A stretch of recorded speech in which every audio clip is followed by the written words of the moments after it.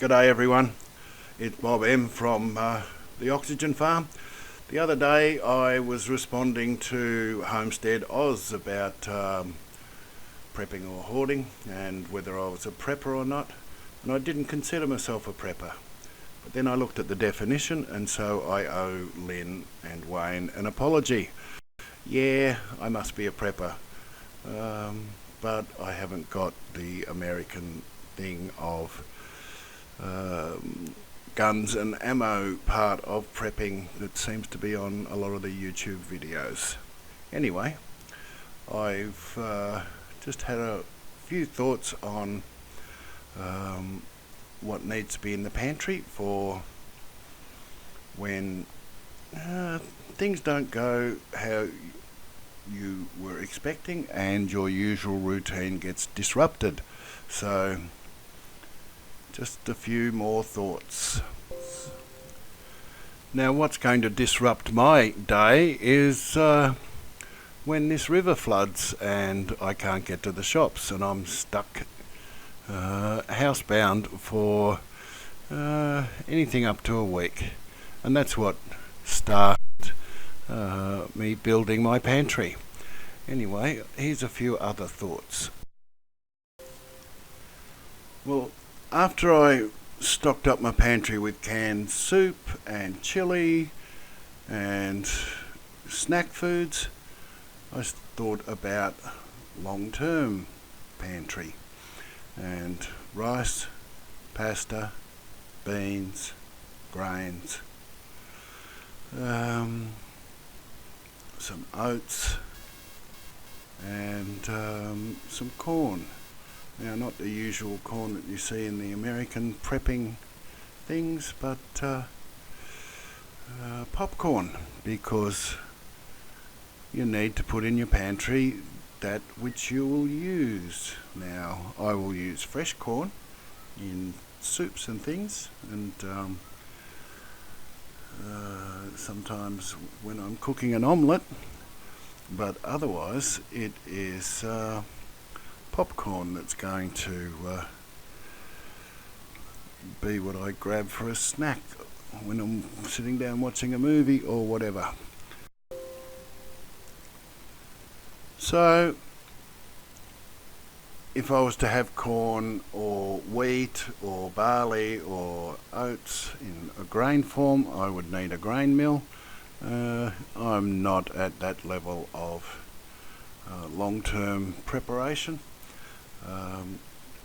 But yeah, in terms of storing beans and lentils and soup mixes, certainly I've got all of that.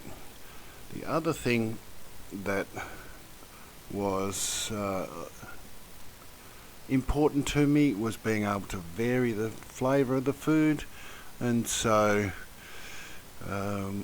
having a good selection of spices was important, and then that led to the next problem, which was, what about oils and fats, especially butter?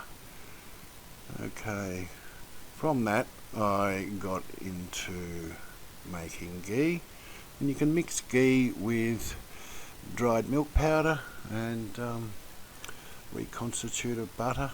Otherwise I'm going to be restricted to becoming a vegetarian, and the best I'll get is grilled veggies and seeds.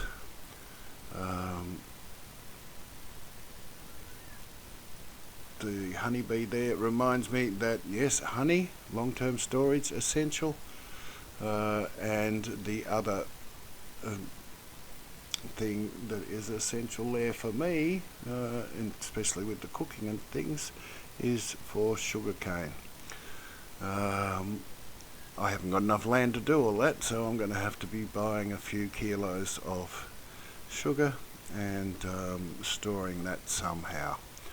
I've got quite a bit set aside, but not quite a year's worth. Then we move on to protein, meat. We're going to get protein from the beans, but you've got to have rice with that to be able to absorb it all and utilise it all. But a good steak? How am I going to do steak? How am I going to do bacon? Well, American style canning, bottling in the Fowler's world, will give me meats. I haven't worked out the bacon yet, but I can buy canned ham, and I can also can my own pork or chicken or beef or roux or lamb, or any game in terms of rabbits or pigeons or whatever. So that gives me some options for food in the future. And in terms of vacuum sealing flour to extend its life, they say up to 5 years I can make pizza. Don't know what I'm going to do about salami, but I will certainly be able to put chicken chunks or meat chunks or a pre-cooked mince on there as well, because I was raised on a dairy farm, but I don't think I'll be growing beef cattle on my little block without a decent water supply, and it's not going to ever be that decent. The most I can expect is to be able to get some chickens in the yard, and that will give me eggs, and in terms of culling them at the end of their productive time, I can have chicken meat.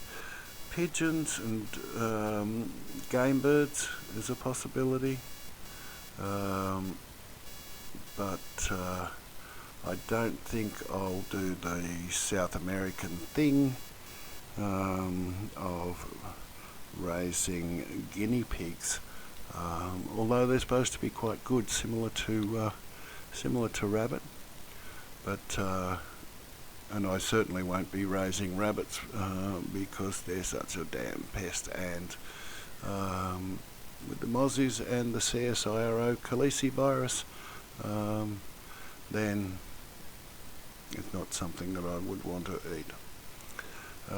But if I can buy rabbit in the supermarket between now and then, I will can it.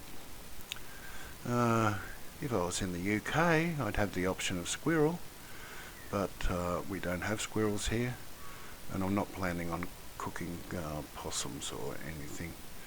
It's far more likely that I would go for chickens and some of the table game birds,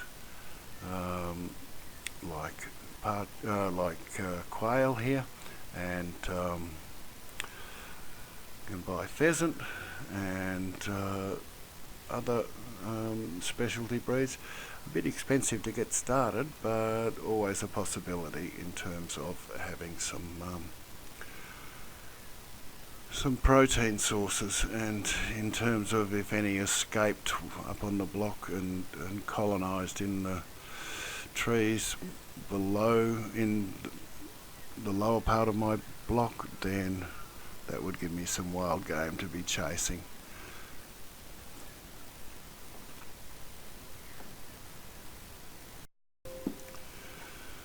So that about wraps it up, really. You know, I started out building a bit of a pantry to prepare for flood, fire. Yeah, they've had earthquakes in the lower Hunter, but nothing that's devastating. Flood is my main risk here. Up on the block, it is grass fire. In terms of SHTF, anything that disrupts your day can be called SHTF. I don't think I'm going to have to endure an apocalypse or a war, fingers crossed, in my lifetime, and my goal for when I get to the block is to have a pantry that will get me through the first 5 years of retirement with no financial pressure, because I have already stocked my pantry. The things that I mentioned today are 30 plus years shelf life. The oats, 5 years. The honey and sugar, golden syrup and molasses also indefinite. What do I need molasses for, you ask? I've got enough molasses. I've got a 10 litre container of it here, and that's enough for me to make 500 litres of moonshine rum. Anyway, with that in mind, my pantry will be stocked, and hopefully I won't have to resort to eating deep fried insects and other bugs. I intend to have a retirement that keeps my diet pretty much the same as it is already. Anyway, thanks for watching, and comments down below. Thank you.